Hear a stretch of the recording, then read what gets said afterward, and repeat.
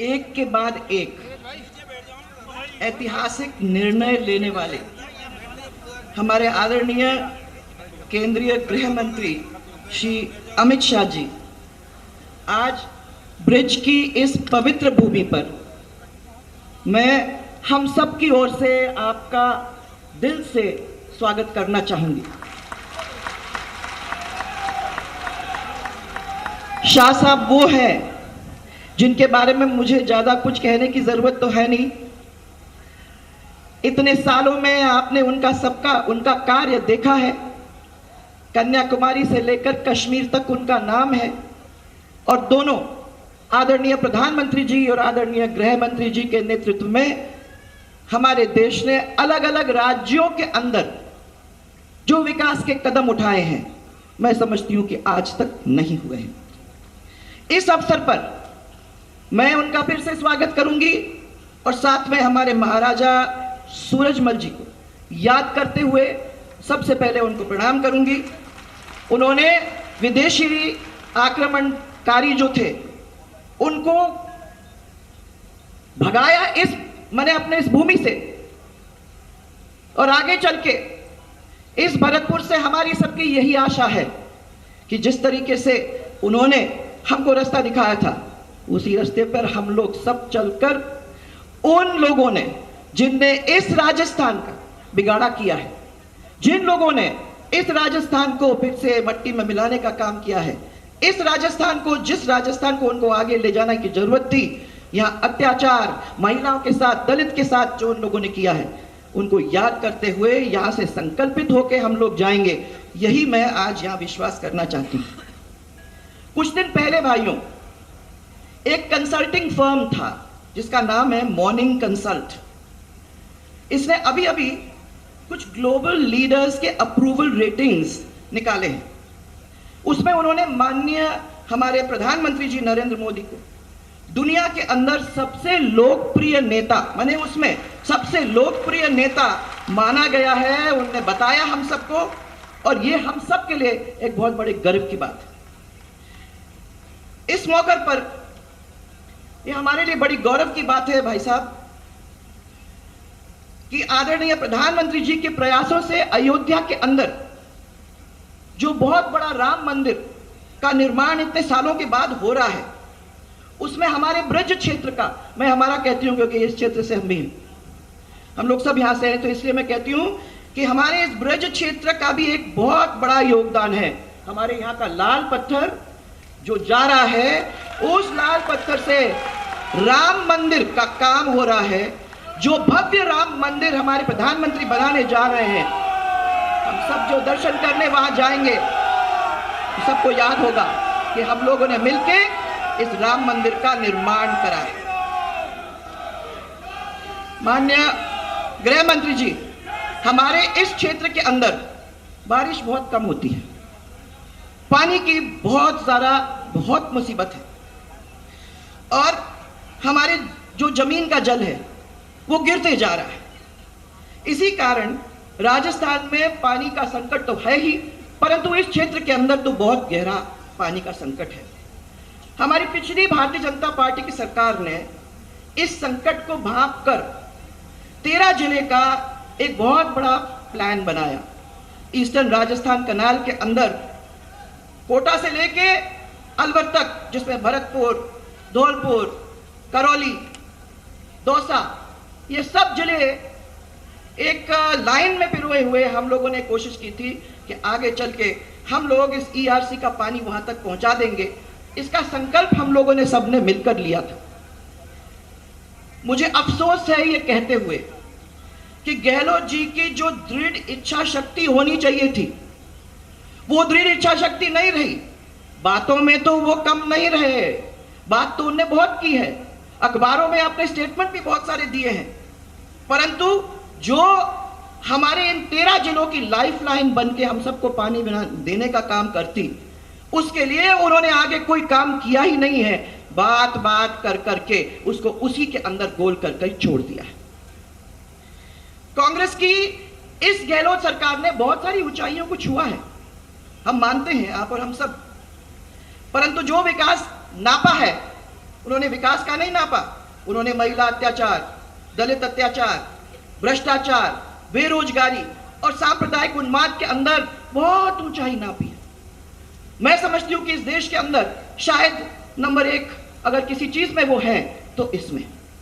आज अशोक गहलोत कहते हैं कि भारतीय जनता पार्टी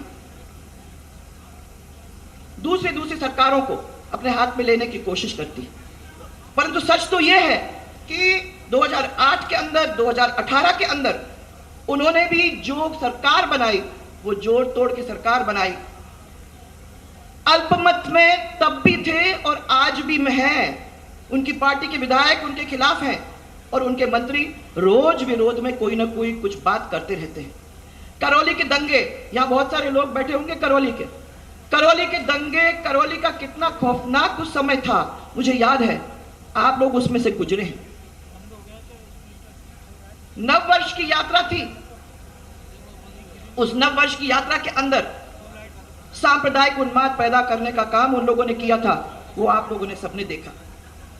मेवाड़ के अंदर आप लोगों ने हम लोगों को उस समय कहा था कि गाय के साथ जो काम होता है उसको बचाने के लिए आप हमको एक्स्ट्रा थाने दीजिए। आपको याद होगा इस पूरे इलाके के अंदर अपन ने करीबन 18 से ज्यादा, ये तो मैं खाली भरतपुर की बात कर रही हूं, 18 से ज्यादा हम लोगों ने चौकी लगा दी थी।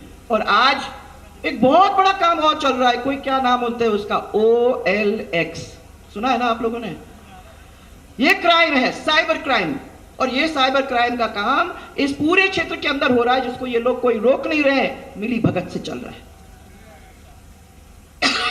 उदयपुर के अंदर कन्हैया के साथ क्या हुआ, और अभी अभी लोपड़ा गांव से मैं आ रही हूं, उस लोपड़ा गांव के अंदर एक 8 साल की बच्ची के साथ जो कुकर्म हुआ और उसके बाद उसको टुकड़े टुकड़े में काट के उसके बोटी बोटी को खेतों के अंदर फेंकने का जो काम किया, मैं समझती हूँ ऐसा जघन्य अपराध बार बार हमको इस राजस्थान के कोने कोने में देखने को मिल रहा है। आपको याद होगा कि हम लोगों ने अपने समय में यह कानून बदला था और हमने ये तय कर दिया था कि 12 साल के जो बच्चियां हैं वो से लेके नीचे उनके लिए एक कानून बनाया कि किसी ने भी इनके साथ कोई कुकर्म किया या छेड़छाड़ की तो उन लोगों को जितने जल्दी हम कर सकते थे फांसी की सजा देने का काम हम करेंगे। और अपने समय के अंदर 1 महीने के अंदर कईयों को यह सजा देने का काम हम लोगों ने किया, परंतु इन्होंने आज दिन तक इतने अपराध होने के बावजूद भी उसका कुछ नहीं किया है। जयपुर में बॉम्ब ब्लास्ट हुआ, जानबूझकर इस सरकार ने कोई सही पैरवी नहीं की। जो AAG था वो शायद बहुत कम, उसने अपने जूनियर को भेजा पर कोर्ट में अटेंडेंस ही नहीं थी। 80 लोगों की जानलेवा माने वहां आतंकी हत्याएं हुई, परंतु जो आतंकवादी थे वो बरी हो गए और आज भी उनके ऊपर कुछ नहीं हो रहा है। जिन लोगों के जो पीड़ित परिवार थे वो पीड़ित परिवार अब सुप्रीम कोर्ट में गए हैं, सरकार ने अभी तक आवाज अपनी नहीं उठाई। अच्छी पैरवी हम लोगों ने की थी अपने समय के अंदर, इसलिए आपको याद होगा कि निचले कोर्ट के अंदर उनको, उन आतंकियों को फांसी की सजा सुना दी गई थी, परंतु इन्होंने अभी तक नहीं किया है। उस समय मुझे याद है ताराचंद जी की बेटी, ताराचंद जी की हत्या हो गई थी, परंतु ताराचंद जी की बेटी की जब शादी हुई थी तो हम सब भारतीय जनता पार्टी के लोग सुहाग के सब गहने कपड़े लेके उनकी शादी में गए थे। और आज भी भारतीय जनता पार्टी के लोग उन परिवारों के अंदर जहां जहां जरूरत पड़ रही है उनको मदद करने का काम कर रहे हैं, परंतु इस सरकार की ओर से उनको कोई मदद नहीं हो रही। कांग्रेस ने 30 लाख युवाओं को बेरोजगार भत्ता देने का काम किया, 3% से भी ज्यादा उनको अभी तक नहीं मिला है। 65 लाख लोग राजस्थान के अंदर बेरोजगार हैं, सबसे ज्यादा पूरे देश के अंदर। 21 लाख ग्रेजुएट्स हैं जो बेचारों को नौकरी नहीं मिल रही है, हर तीसरे व्यक्ति को रोजगार नहीं, और इसके लिए लोगों को काम नहीं मिल रहा है।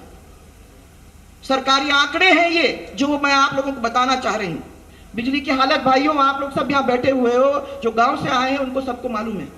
कहते हैं कि हम 100 यूनिट बिजली आप लोगों को फ्री दे देंगे।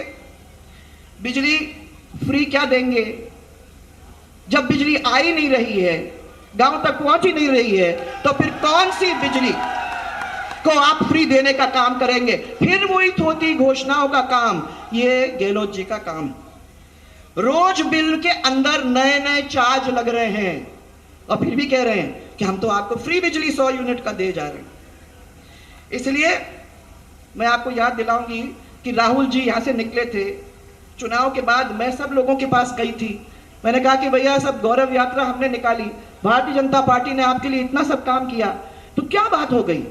उन्होंने कहा साहब क्या करें, आपने हमारे कर्जे माफ किए थे, पर इन्होंने तो हमारे सब कर्जे माफ होने की बात कही थी और इसीलिए हम उनकी बातों में आ गए। सोचा कि आपने तो कर ही दिए थे, अगर थोड़ा और कर्जा माफ हो जाता है तो इस सरकार को साथ दे देते हैं। मैंने कहा क्या हुआ? उन्होंने कहा साहब आज दिन तक जिससे भी आप बात करो वो कहता है कि कर्जा तो कभी माफ हुआ नहीं है और हमें तो नहीं लगता है कि अपने समय के अंदर इस कांग्रेस से हमें ऐसा कुछ भी मिलेगा।